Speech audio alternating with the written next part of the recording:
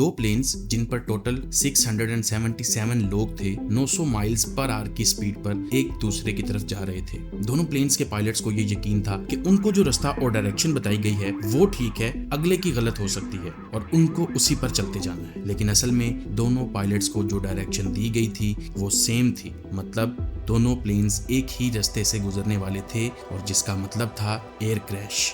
हवा में प्लेन्स को गाइड करने वाला बंदा सिर्फ 26 साल का एक ट्रेनी हिदेकी हैचितानी था, जिसने अभी कुछ दिन पहले ही एयर ट्रैफिक रूम में कंट्रोल संभाला था। ये नौजवान बच्चा एक बहुत बड़ी गलती कर बैठा था। इस वक्त 12 फ्लाइट्स को संभालते संभालते उसने प्रेशर में आकर गलती से फ्लाइट 907 को नीचे डिसेंड होने का कह दिया, जबकि असल में ये हिदायत फ्लाइट 958 को मिलनी चाहिए। दोनों प्लेन्स इस डायरेक्शन को फॉलो करते करते सीधा एक दूसरे के सामने आ गए और फिर जो हुआ वो एविएशन हिस्ट्री में हमेशा याद रखा जाएगा। आप सब जरा एक सेकंड के लिए इमेजिन करें, आप प्लेन में सफर कर रहे हैं, विंडो सीट से नीले आसमान का नजारा ले रहे हैं और अचानक आपको एक प्लेन सीधा आपके प्लेन की तरफ आता हुआ दिखाई दे और इतनी तेजी से कि वो सीधा प्लेन से टकराने वाला, तो आपको कैसा लगेगा? एक तरफ से आ रहा था JAL फ्लाइट 958 जो बुसान साउथ कोरिया से टोक्यो नरिता के सफर पर था 237 पैसेंजर्स और 13 क्रू मेंबर्स को लेकर। दूसरी तरफ JAL फ्लाइट 907 था जो टोक्यो हनेदा से ओकिनावा की तरफ जा रहा था 411 मुसाफिर और 16 क्रू मेंबर्स के साथ। पायलट्स का मकसद सिर्फ 2000 फीट का महफूज फासला रखकर एक दूसरे से गुजर जाना था, लेकिन किस्मत को कुछ और मंजूर था और कुछ छोटी सी गलतियों की वजह से ये मामला बिल्कुल अलग मोड़ लेने वाला था। आसमान में हमेशा एक निजाम होता है,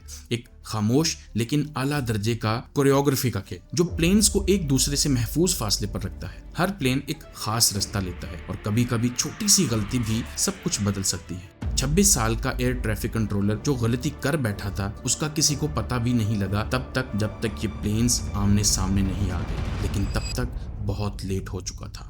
इस गलत इंफॉर्मेशन का असर ये हुआ कि फ्लाइट 907 सीधा फ्लाइट 958 के रास्ते में आ गई, एक खतरनाक कोलिजन के बिल्कुल करीब। कोलिजन से कुछ सेकंड्स पहले हिदेकी हैचितानी की इस गलती को देखते हुए उसके सुपरवाइजर यासुको मोमी ने छीनी हुई आवाज में इमरजेंसी इंस्ट्रक्शंस देने की कोशिश तो की, लेकिन अफसोस उस घबराहट में उसने और भी बड़ी गलती कर दी। मोमी ने फ्लाइट 907 को ऊपर जाने का कहना था, लेकिन गलती से उसने किसी फ्लाइट 957 को इंस्ट्रक्शन दे दी। और हैरत की बात यह है कि आज के दिन तक कोई फ्लाइट 957 एग्जिस्ट ही नहीं करती थी। इस कंफ्यूजन ने वही सब कुछ तबाह कर देना था जो हैचितानी बचाने की कोशिश करने लगा था। अब दोनों प्लेन्स बिल्कुल अपने खतरनाक रास्ते पर थे और एयर ट्रैफिक कंट्रोल में बैठे इन दोनों बंदों को पता था कि कुछ ही सेकंड्स में क्या होने वाला है। जब दोनों प्लेन्स एक दूसरे की नजर में आए तो पायलट्स ने देखा कि ये वो वक्त है जो शायद उनकी जिंदगी का आखिरी लम्हा बन सकता है। बस चंद सेकंड्स थे फैसला करने के लिए, एक गलती और ये सब कुछ खत्म हो सकता था। दोनों प्लेन्स में 677 लोगों की जिंदगियां और उम्मीदें लटक रही थी और इस वक्त फ्लाइट 907 के पायलट ने एकदम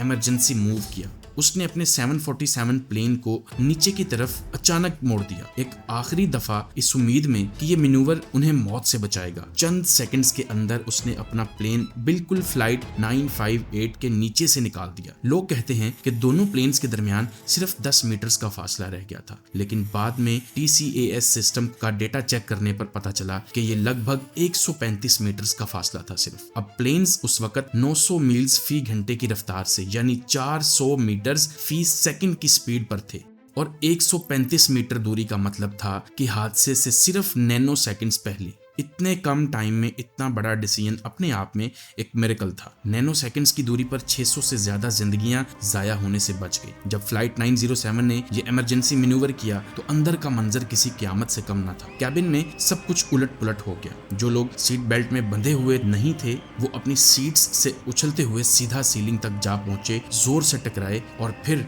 वापस अपनी सीट्स पर नीचे आके गिरे। ऐसा लगा जैसे हवा में सब कुछ बेकाबू हो गया। ड्रिंक कार्ट्स जो एक कतार में लगे हुए थे कैबिन में इधर उधर फिर रहे थे, लोगों से टकरा रहे थे। गर्म चाय और पानी पैसेंजर्स के ऊपर गिरने लगा और कुछ लोगों के हाथ और चेहरे जल गए। एक छोटा बच्चा जिसको सीट बेल्ट नहीं पहनाई गई थी वो 4 रोज दूर तक जाके गिरा और एक औरत की तो टांग भी टूट गई। इस हादसे में 7 मुसाफिरों और 2 क्रू मेंबर्स को बहुत सीरियस इंजरीज आई जो फौरन मेडिकल हेल्प के मोहताज हो गए। फ्लाइट के अंदर क़यामत का समा था।